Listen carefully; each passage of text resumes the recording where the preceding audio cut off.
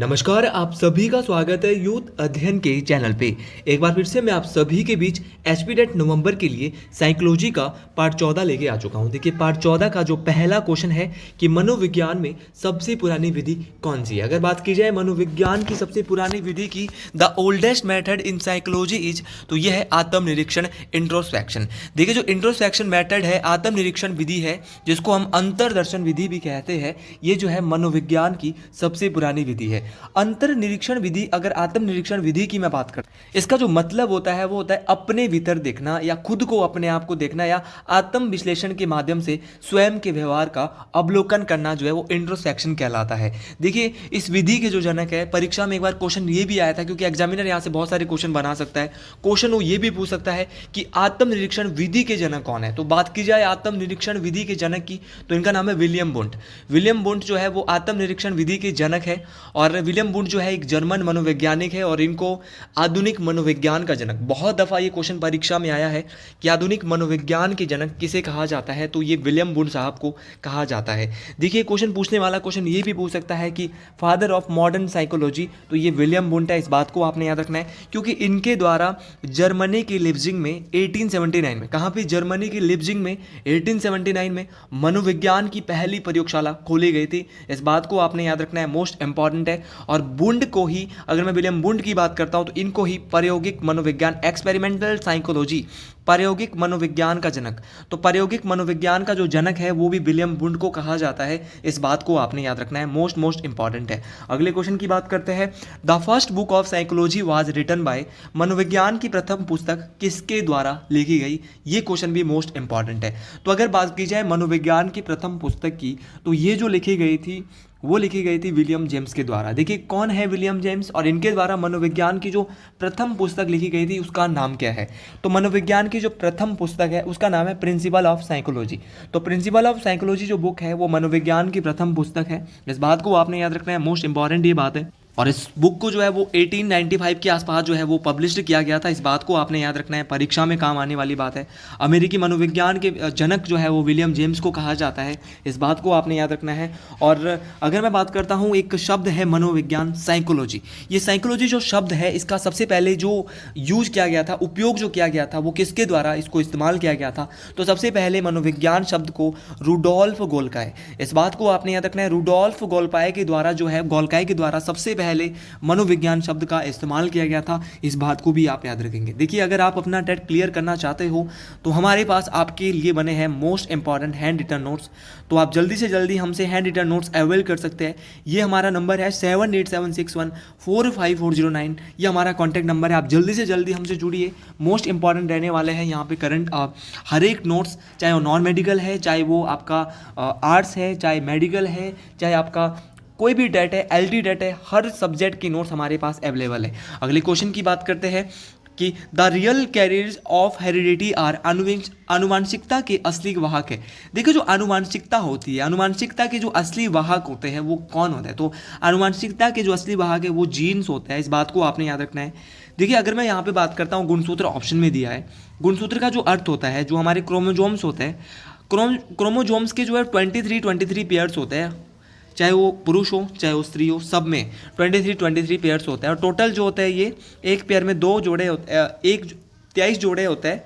और इस बात को आपने याद रखना है, टोटल ये 46 होते हैं। इनकी संख्या टोटल जो ये गुणसूत्र होते हैं एक व्यक्ति में, चाहे वो पुरुष हो चाहे महिला हो, वो 46 होते हैं। इस बात को आपने याद रखना है। देखिए, 22 जोड़े तो दोनों में सेम होता है, पुरुष में भी और महिला में भी, चाहे वो मेल हो चाहे फीमेल हो, दोनों में 22 तो सेम होता है। जिनको क्या कहते हैं ये मैं आपको बता चुका हूँ पिछली अपनी वीडियो में, तो ये मैं नहीं बताऊंगा। अगर आपको पता है कि 22 जो जोड़े क्रोमोजोम्स के होते हैं उनको कुछ कहते हैं, ये मैं बता चुका हूँ और आपको इसका आंसर देना पड़ेगा। देखिए, जो 23वीं जोड़ी होती है, 23वीं जो जोड़ी होती है इसको क्या कहा जाता है, तो 23वीं जोड़ी जो होती है एक सेक्स क्रोमोजोम होती है। जैसे कि यहाँ पे बात की जाए, महिलाओं में जो होता है वो XX क्रोमोजोम होता है 23वीं जोड़ी, और पुरुषों में जो होते हैं वो XY होता है। अगर XX मिलता है तो जन्म एक लड़की का होता है, और अगर जो है वो मिलता है XY तो जन्म होता है लड़के का। तो दोनों बातें आपको याद रखनी है, दोनों ही बातें मोस्ट इंपॉर्टेंट है। कोई सी चीज़ भी आपसे परीक्षा में पूछी जा सकती है। अगला क्वेश्चन है कि which of the following statements is not correct about development. देखिए, कौन सी स्टेटमेंट ऐसी है जो डेवलपमेंट के बारे में, विकास के संदर्भ में निम्न में से कौन सा कथन सही नहीं है। पहला ऑप्शन जो था, विकास की प्रत्येक अवस्था में अपने खतरे है। देखिए ये मेरे को सही लग रहा है। अगला क्वेश्चन है, अगला जो ऑप्शन है, विकास उकसाने या बढ़ावा देने से नहीं होता। जी हाँ, ये बिल्कुल सही है। इसका आंसर जो है तो ये विकास का सत्य कथन नहीं है। तो याद रखना कि जो डेवलपमेंट का जो एक करेक्ट फॉर्म नहीं यहाँ पे दिया नहीं गया है, तो है विकास उकसाने या बढ़ावा देने से नहीं होता है। Development is not aided by stimulation. तो ये याद रखना है कि development is not aided by stimulation. तो ये मोस्ट इंपॉर्टेंट बात। अगले क्वेश्चन की यहाँ पे बात की जाए, अगला क्वेश्चन जो है, अगला क्वेश्चन यहाँ पे बोल रहा है the pace of development varies from one individual to another but is follows dash pattern. देखिए the pace of development varies from one individual to another but it follows dash pattern. विकास की गति एक व्यक्ति से एक दूसरे में अलग अलग होती है परंतु ये डैश स्वरूप का पालन करती है। तो इसका जो राइट आंसर हो जाएगा वो हो जाएगा अनुक्रमिक और व्यवस्थित, ए सिक्वेंटल एंड ऑर्डरली।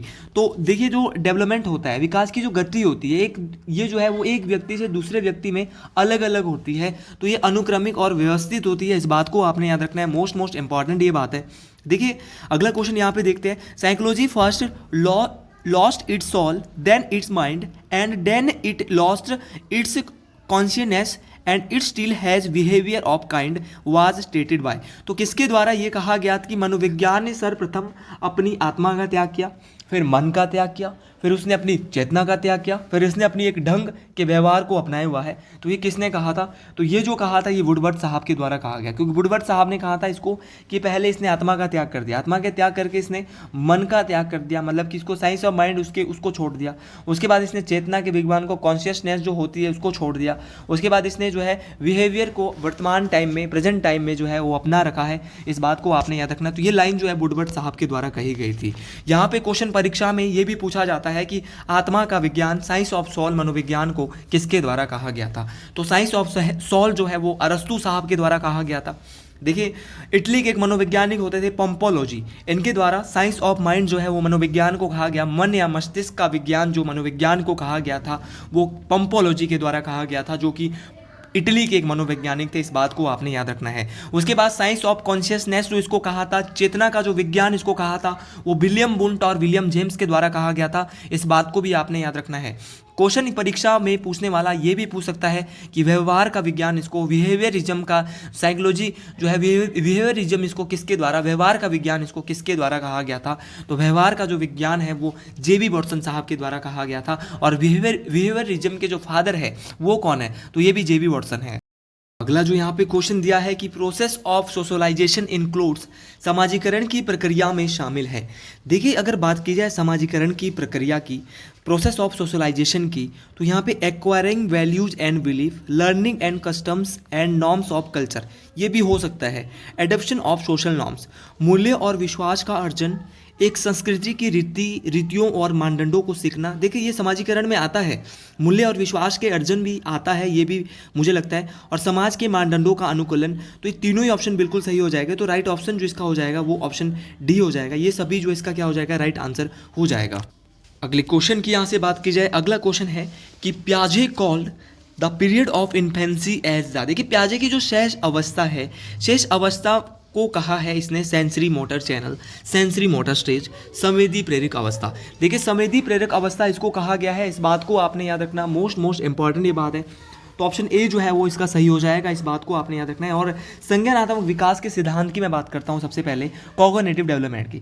कॉग्निटिव डेवलपमेंट की जो थ्योरी है वो जीन पियाजे के द्वारा दी गई थी। इस बात को आपने याद रखना है, जिसमें इसने 4 स्टेजों को, 4 अवस्थाओं को बताया था। पहले इसकी अवस्था थी संवेदीय पेशी अवस्था, sensory motor channel. Sensory motor channel जो है वो 0 से 2 वर्ष तक आती है। उसके बाद इसकी जो दूसरी अवस्था थी वो थी पूर्व संक्रियात्मक अवस्था, प्री ऑपरेशनल स्टेज, जिसमें बच्चा थोड़ा बड़ा हो जाता है। और ये जो स्टेज थी वो 2 से 7 वर्ष थी।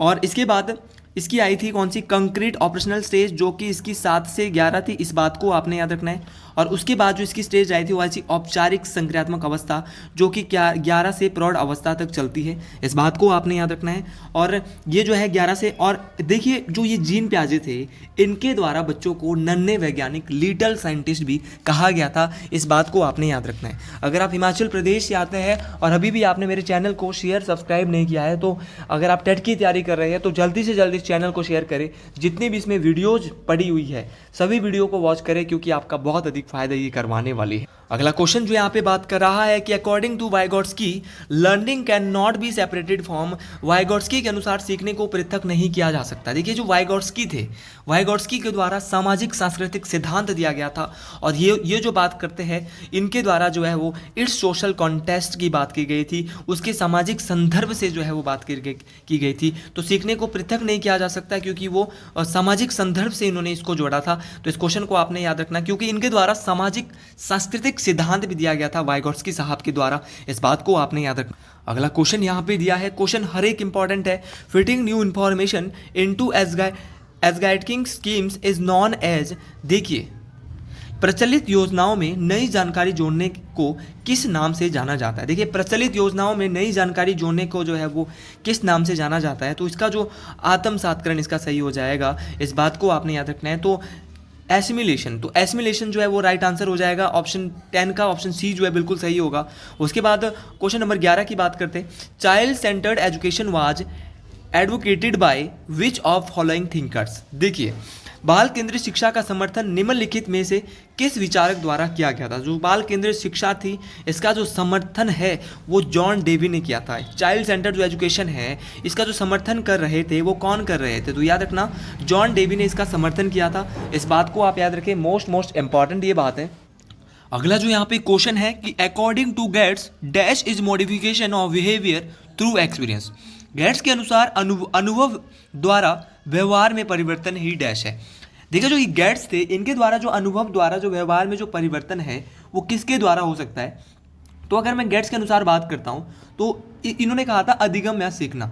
देखिए जो लर्निंग है अकॉर्डिंग टू गेट्स, तो learning is modification of behaviour through experience. इन्होंने बोला था कि जो गेट्स है उनके अनुसार जो अनुभव है वो व्यवहार में परिवर्तन सीखने के द्वारा आ सकता है, लर्निंग के द्वारा आ सकता है। ये जो है वो गेट्स के द्वारा कहा गया था। अगले क्वेश्चन की यहाँ पे बात की जाए, which of the following theory of intelligence was given by Howard Gardner. Howard Gardner के द्वारा बुद्धि का कौन सा सिद्धांत दिया गया था, ये क्वेश्चन यहाँ पे परीक्षा में एग्जामिनर इस बार पूछ रहा है।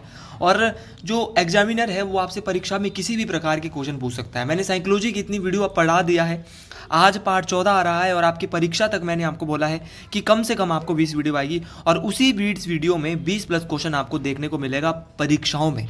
तो आप हर एक बात को ध्यान से सुन के जाए, आपको हर एक बात परीक्षा में काम आने वाली है। तो अगला क्वेश्चन है कि जो हार्वर्ड गार्डनर साहब है इनके द्वारा बुद्धि का कौन सा सिद्धांत दिया गया था, तो इनके द्वारा बुद्धि का मल्टीपल इंटेलिजेंस थ्योरी दी गई थी।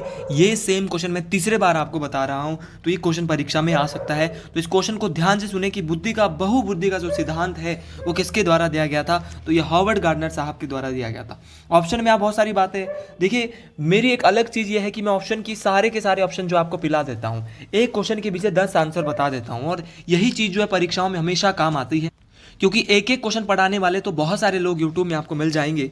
तो बुद्धि का एक कारक सिद्धांत, वन फैक्टर थ्योरी, अगर मैं वन फैक्टर थ्योरी की बात करता हूं तो बुद्धि का जो यूनिफैक्टर थ्योरी भी इसको कहा जाता है, ये अल्फ्रेड बिने के द्वारा दिया गया था। उसी प्रकार द्विकारक सिद्धांत जो बुद्धि का दिया गया था ये स्पियर्समैन साहब के द्वारा दिया गया था। और बुद्धि का जो द्विकारक सिद्धांत है वो 1923 के आसपास जो है इसके बारे में इंट्रोड्यूस किया गया था, जिसमें कि बुद्धि के 2 कारक बताए थे, एक जी कारक बताया था, एक एस कारक बताया था। तो ये भी आपको याद रखना है। उसी प्रकार एक ग्रुप फैक्टर थ्योरी यहाँ पे दिया है, समूह कारक सिद्धांत जिसको मैं कहूँगा। तो बुद्धि का जो समूह कारक सिद्धांत है, ग्रुप फैक्टर थ्योरी है, ये लुईस थ्रस्टन के द्वारा दी गई थी। अगला जो क्वेश्चन यहाँ पे है कि the factor of G in Spearman's definition of intelligence stands for.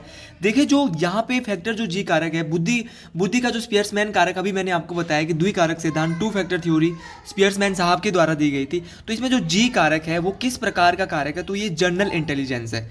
तो ये जो है वो सामान्य बुद्धि है, इस बात को आपने याद रखना है, मोस्ट इंपॉर्टेंट ये बात है। तो ऑप्शन सी जो है यहाँ पे सही हो जाएगा, इस बात को आपने याद रखना है। अगला क्वेश्चन यहाँ पे दिया है, a 5 year old child's mental age is 6 years and then his IQ will be. मैंने क्या बोला है, IQ का जो फॉर्मूला है वो है मेंटल एज बटे क्रोनोलॉजिकल एज गुणा में 100। अब आपको निकालना कैसे है, बच्चा कितने वर्ष का है, 5 वर्ष का है, तो इसकी क्रोनोलॉजिकल एज कितनी है, 5। अब जो बालक की मानसिक आयु है, मेंटल एज कितनी है, 6 है, गुणा में क्या लगाना है, 100 लगाना है। बहुत आसान है, जब आप 5 को 100 से काट देंगे तो कितना आएगा, 20, और 20 को जब 6 से गुणा करेंगे तो कितना आ जाएगा, 120। क्या 120 ऑप्शन में है, जी हाँ, ऑप्शन ए जो है इसका सही हो जाएगा। तो इस प्रकार आपने ये जो है आंसर निकालना है। तो 5 ईयर 5 वर्ष का बालक है, इसका ये क्रोनोलॉजिकल एज हो गई। मानसिक आयु को बोलते हैं मेंटल एज, ये आप समझ जाओगे। और बुद्धि लब्धि का फॉर्मूला गुणा में लगाना है 100, तो आंसर आ जाएगा। थोड़ा बहुत काटना पीटना तो आपने मैथ में सीख ही लिया होगा। इस बात को अगर आप जेबीटी के स्टूडेंट हो तो आपको बहुत अच्छे से आता भी होगा। और जेबीटी का जो टेट का पेपर है वो थोड़ा सा पहले भी आपसे हो रहा है। जो टीजीटी आर्ट्स वाले, नॉन मेडिकल वाले, तो दूसरे टेट वाले, उनसे थोड़ा पहले हो रहा है। लेकिन अभी भी मैं आपको बता रहा हूँ, अगर आप हैंड रिटन नोट्स लेना चाहते हैं तो आपके लिए बहुत फायदेमंद रहने वाले। अगला जो क्वेश्चन यहाँ पे रहने वाला है वो क्वेश्चन है यहाँ पे, थोड़ा सा मैं इसको, both of the chronological age and the mental age of a pupil is 7 years. He may classified into the which category? देखिए, बालक की मानसिक आयु और शारीरिक आयु दोनों की दोनों 7 वर्ष है, दोनों 7 वर्ष है। तो आप उसको किस वर्ग में जो है, किस क्लास में कैटेगराइज करें। अगला जो क्वेश्चन यहाँ पे है कि निम्नलिखित में से एक प्रतिभाशाली शिक्षार्थी की विशेषता है। देखिए, which one of the following is categorize of a gifted learner. देखिए, यहाँ पे बात हो रही है कि जो प्रतिभाशाली शिक्षार्थी होता है उसकी जो यहाँ पे क्या बोला, तो इसका जो राइट आंसर आना था उपले वाले का, वो सामान्य बुद्धि आएगा। तो यहाँ पे जो एक प्रतिभाशाली शिक्षार्थी होता है वो किस प्रकार होता है, तो वो जो है, यदि कक्षा की गतिविधियाँ पर्याप्त रूप से चुनौतीपूर्ण नहीं हो तो वो कम उत्तेजित महसूस कर सकता है। मतलब कि अगर कक्षा में जो है, जो गतिविधियाँ चल रही है, जो उसमें एक्टिविटीज चल रही है, अगर वो ठीक से नहीं चल रही है तो वो जो है, वो उसको जो फील होगा वो ठीक फील नहीं होगा, उसको जो है ऐसे ही होगा, फील बेकार फील होगा, और वो क्लास से क्या है, उब सकता है वो स्टूडेंट। अगला क्वेश्चन यहाँ पे दिया है कि टीएटी थीमेटिक एप्रिसिएप्शन टेस्ट, इसका पूरा नाम है as a projective technique use for measuring. देखिए, जो ये टीएटी परीक्षण है ये किस प्रकार का परीक्षण है, एक तो ये व्यक्तित्व परीक्षण है। टीएटी जो है एक व्यक्तित्व परीक्षण है। ये पर्सनैलिटी का जो है, ये क्या है, मेजरिंग ये करता है पर्सनैलिटी को। और अगर क्वेश्चन पूछने वाला इसकी फुल फॉर्म पूछेगा तो आंसर में यहाँ पे इस बार फुल फॉर्म दी थी, थीमेटिक एप्रिसिएप्शन टेस्ट इसका पूरा नाम है। एप्रिसिएप्शन टेस्ट इसका पूरा नाम है। 1930 के आसपास इसको इंट्रोड्यूस किया गया था। किसके द्वारा किया गया था, क्वेश्चन ये भी पूछा जाता है। तो इसको जो इंट्रोड्यूस किया था वो हेनरी ए मरे के और मॉर्गन के द्वारा किया गया था। तो हेनरी ए मरे और मॉर्गन जो मनोवैज्ञानिक थे, इनके द्वारा इसको जो इंट्रोड्यूस किया गया था। अगला क्वेश्चन फिर से देखते हैं एक बार। एक concept learn by student in science class is used by in her social science class, this is type of. एक विद्यार्थी द्वारा विज्ञान की कक्षा में सीखी गई अवधारणा का उपयोग सामाजिक विज्ञान की कक्षा में किया गया है, यह एक प्रकार का है। देखिए, एक विद्यार्थी द्वारा विज्ञान की कक्षा में जो सीखी गई अवधारणा का जो उपयोग है वो सामाजिक विज्ञान की कक्षा में उसने कर दिया, एक विद्यार्थी ने। यह एक प्रकार का क्या है, तो एक प्रकार का ये क्या हो सकता है, पॉजिटिव ट्रांसफर ऑफ लर्निंग हो सकता है। तो इसका राइट आंसर जो है धनात्मक अधिगम स्थानांतरण होगा, क्योंकि उसने पहले जो स्टूडेंट था उसने पहले साइंस की क्लास में जो है वो चीज़ों को सीखा था और उसके बाद उसने उसका जो उपयोग किया था, उसको जो उसने यूज़ किया था, उसने सोशल साइंस की क्लास में किया। तो ये किस प्रकार का, तो ये इसका जो धनात्मक अधिगम क्या होगा, पॉजिटिव ट्रांसफर लर्निंग होगी। अगला क्वेश्चन यहाँ पे दिया है कि individual differences are found in, तो जो व्यक्ति की भिन्नताएं होती है ये जो है बुद्धि, अभिवृत्ति और लैंगिक भिन्नता सभी चीज़ों में पाई जाती है। इस बात को आपने याद रखना। अगला क्वेश्चन यहाँ पे है कि when a test measures an individual's ability and accurately then test is known as. थोड़ा सा प्रोनाउंसिएशन में यहाँ पे, क्योंकि इसके वर्ड्स थोड़े ऐसे होते हैं और थोड़ा आज मेरे को प्रॉब्लम भी हो गई है, छालों की वजह से थोड़ा अच्छे से ढंग से बोल नहीं पा रहा हूँ, थोड़े छाले हो गए हैं उसके कारण थोड़ा सा प्रॉब्लम हो रही है, वरना मैं अच्छे से यहाँ पे ये प्रोनाउंसिएशन थोड़ा सा गड़बड़ी हो रही है, तो उसके लिए मैं माफ़ी चाहूँगा आप लोगों से। पर्सनली मैं आपको ये बोल रहा हूँ। तो व्यक्ति की जो भिन्नताएँ होती है ये बुद्धि में, अभिवृत्ति और लैंगिक भिन्नता तीनों में पाई जाती है, चाहे वो इंटेलिजेंस हो, चाहे वो आपका एटीट्यूड हो, चाहे जेंडर डिफरेंस हो, ये ऑल ऑफ द अबव में पाई जाएगी। इस बात को आपने याद रखना है। अगला क्वेश्चन यहाँ जो दिया है वो दिया है which of the following is an objective question. देखिए, यहाँ पे ये बोल रहा है कि ऑब्जेक्टिव क्वेश्चन कौन सा है भैया, लेकिन अगर ऑब्जेक्टिव क्वेश्चन की बात की जाए तो ऑब्जेक्टिव जो क्वेश्चन यहाँ पे है, तो ऑब्जेक्टिव क्वेश्चन यहाँ पे है कौन सा सही या गलत। देखिए, जो ट्रू एंड फॉल्स में जो क्वेश्चन होते हैं ये ऑब्जेक्टिव फॉर्म में होता है, ये आप सभी भी जानते हैं। 21वां क्वेश्चन हमारा यहाँ पे छूट गया था। जब कोई परीक्षण व्यक्ति की योग्यता का मापन निरंतर और सही रूप में करता है तो वो परीक्षण कौन सा कहलाता है। When a test measures individual ability consistently and accurately then that test is known as. तो ये वही है जो हम पढ़ रहे थे। तो ये विश्वसनीय होगा, रिलायबल होगा, इस बात को आपने याद रखना। विश्वसनीय होगा, इस बात को आपने याद रखना। मोस्ट इंपॉर्टेंट ये बात है। अगला क्वेश्चन यहाँ पे है, अगला क्वेश्चन भी परीक्षाओं में काम आने वाला है। Education of children with special needs should be provided, कि विशेष आवश्यकताओं वाले बच्चों को शिक्षा प्रदान की जानी चाहिए। तो जो विशेष आवश्यकता वाले जो बच्चे हैं उनको किस प्रकार की शिक्षा मिलनी चाहिए, तो इनको जो है वो अन्य सामान्य बच्चों के साथ जो है, ये हमने समावेशी शिक्षा में पढ़ा है कि उनको जो है वो along with other normal childrens के साथ जो है वो शिक्षा प्रदान की जानी चाहिए। तो ऑप्शन ए जो है यहाँ से बिल्कुल सही हो जाएगा। इस बात को आपने याद रखना है, मोस्ट इंपॉर्टेंट ये बात है। अगला क्वेश्चन यहाँ पे दिया, education of all in schools for all could be A tag line for which of the following. सभी के लिए, विद्यालय में सभी के लिए शिक्षा निम्नलिखित में से किसके प्रचार वाक्य में हो सकता है। तो बहुत आसान है, थोड़ी देर पहले जस्ट कुछ मिनट या कुछ सेकंडों पहले बता चुका हूँ कि समावेशी शिक्षा में सभी के लिए शिक्षा जो है विद्यालयों में दी जाती है। जो एक सामान्य बालक होता है, एक विशिष्ट बालक होता है, इसमें सभी के लिए जो है समान रूप से शिक्षा की बात करती है इंक्लूसिव एजुकेशन। इस बात को आपने याद रखना है। तो राइट आंसर ऑप्शन बी इसका हो जाए। अगला क्वेश्चन यहाँ पे, learning disability named dyscalculia is associated with. जो डिसकैलिकुलिया नामक अधिगम होता है ये किस प्रकार संबंधित है, तो एक गणितीय विकार है। जो ये डिसकैलिकुलिया है ये एक प्रकार का गणितीय विकार है, इस बात को आपने याद रखना है। उसी प्रकार अगर मैं बात करता हूँ डिसलेक्सिया की, डिसलेक्सिया किससे संबंधित है, तो डिसलेक्सिया एक पठन विकार है।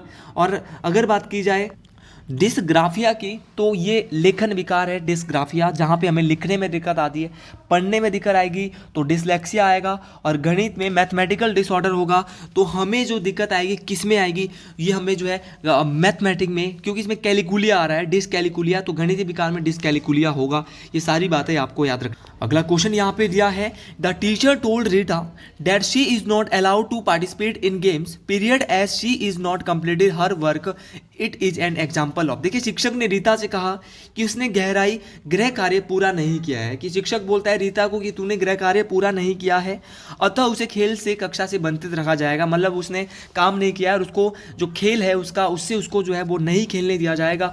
तो ये किस प्रकार का एक एग्जाम्पल है, किस प्रकार का एक उदाहरण है, तो ये जो उदाहरण है वो है किसका, दंड का, ये पनिशमेंट का। तो ये एक पनिशमेंट ही मैं इसको मान सकता हूँ। तो ऑप्शन बी जो इसका सही हो। ऑप्शन नंबर 27 है कि फ्रॉइड के अनुसार व्यक्तित्व का कौन सा तत्व सुखवादी सिद्धांत पे कार्य करता है। मैं ज़्यादा यहाँ से डिस्कस नहीं कराऊंगा क्योंकि सिगमंड फ्रॉइड के बारे में हमने बहुत पढ़ लिया है पिछले वीडियो में, आप मेरे पिछले पार्ट्स में देख सकते हो। तो 27 का ए जो है सही हो जाएगा, इट जो है यहाँ पे सही हो जाएगा, क्योंकि according to Freud component of personality works on pleasure principle, तो इसका इट जो है वो राइट आंसर हो जाएगा। इस बात को आपने याद रखना। अगला जो क्वेश्चन यहाँ पे 28, out of the box thinking is related to. तो आउट ऑफ द बॉक्स जो थिंकिंग है, आउट ऑफ द बॉक्स जो चिंतन है वो किस प्रकार का संबंधित है, तो ये है सुसंगत चिंतन। इस बात को आप याद रखेंगे। तो सुसंगत चिंतन, मुझे लगता है कि जो आउट ऑफ द बॉक्स सोचता है वो एक किस प्रकार का होगा, कंसिस्टेंट जो थिंकिंग होगी इस प्रकार की होगी। बाकी आप कमेंट बॉक्स में बताएं किस प्रकार का चिंतन ये हो सकता है। अगला क्वेश्चन है, वू propounded the theory of trial and error. भाई प्रयास एवं त्रुटि का जो सिद्धांत है वो 10 बार मैं आपके बीच बता चुका हूँ। देखिए जो 28 का जो सही आंसर हो जाए वो यहाँ पे अपसारी चिंतन हो जाएगा, क्योंकि जो आउट ऑफ द बॉक्स सोचते हैं, बहुत ज़्यादा सोचते हैं, वो डाइवर्जन थिंकिंग में सोचते हैं। तो 28 का ऑप्शन सी जो है वो क्या हो जाएगा, सही हो जाएगा। इस बात को आपने याद रखना है। यहाँ से थोड़ी गलती हुई, माफ़ी चाहूँगा, क्योंकि अपसारी चिंतन इसका मुझे लग रहा है कि सही हो जाएगा, बिल्कुल सही। तो who propound the theory of trial and error, trial और एरर की जो थ्योरी है इसके बारे में आपके बीच बहुत बार बता चुका हूँ। तो ये थॉर्नडाइक जो हमारे थॉर्नडाइक साहब है इनके द्वारा ये दी गई थी। इसके बारे में हम इतना ही जानेंगे। Name of the theory which advocates sudden solution to the problem. देखिए आपका जो name of the theory advocates to sudden solution to the problem, तो ये जो सिद्धांत दिया था वो दिया गया था किसके द्वारा, सूज का सिद्धांत। थ्योरी ऑफ इनसाइट जो दी गई थी वो किसके द्वारा दी गई थी, तो ये दी गई थी। ये आपको कमेंट बॉक्स में बताना है। तो अगर आपको वीडियो अच्छी लगी है तो अधिक से अधिक लोगों तक शेयर करें और कमेंट बॉक्स में एक बार जरूर लिखें हर हर महादेव। मिलते हैं अगले वीडियो में बहुत जल्द। जय श्री कृष्णा, हर हर महादेव, जय मां भगवानी, जय चुरेश्वर महाराज, जय शंभो।